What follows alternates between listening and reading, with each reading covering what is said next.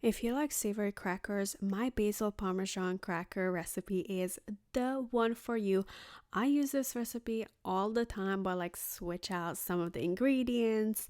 And this time I played with basil. So we need a stick of butter, which is 8 tablespoons, half teaspoon salt, half cup Parmesan cheese, about half cup. Well, it came out to like almost a cup, and 5 to 6 basil leaves, 1 egg, and 1 cup all purpose flour. Ingredients super easy, and honestly, it is so cheap. Everything together. I shredded my Parmesan cheese, and look at that cheese reveal. Yeah, it came out to like a whole cup basically, but that's okay. More cheesy flavors in my Cuisinart food processor. I swear by this thing. I love this so much. I put the butter in, the salt. I'm also gonna add some smoked paprika. That's optional. If you don't want it, that's fine. I just love the little smoky kick to it, and also black pepper. Don't forget black pepper. That is gonna give it a really nice, like crackery feeling to it. Oh my god, I love it so much. I already ate so much of it. I like to fold in my basils and basically make a little pocket. If I just find it that it's easier to chop it this way, it's layered on top of it. You don't have to chop it like perfectly because we're gonna put it in here and it's gonna chop it up even more.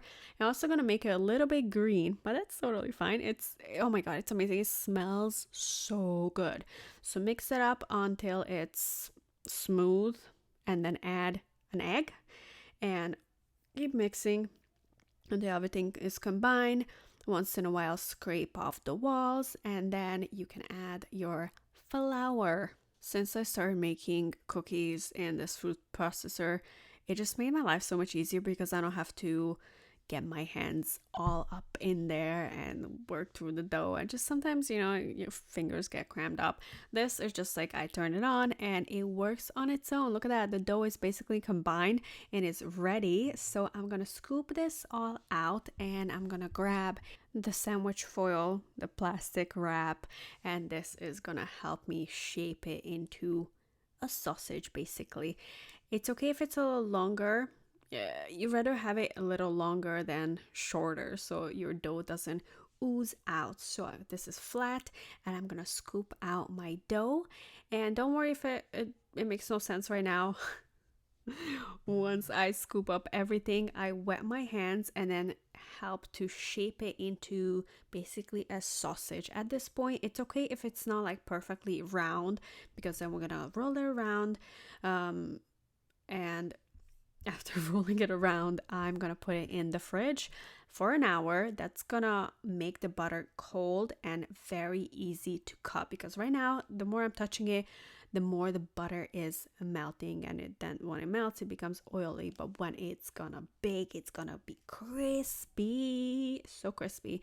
Lifting one side to lock that in, and then finish it off. And now I can roll it around, close those edges so it doesn't dry, roll it around and make a perfect sausage like shape. But in the fridge it was laying on top of something, so it became like crooked, but it's okay.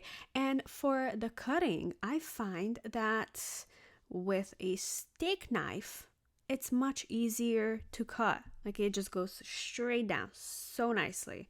So I use a steak knife to cut this, and I'm preheating the oven to 350, and I baked this for 17 minutes.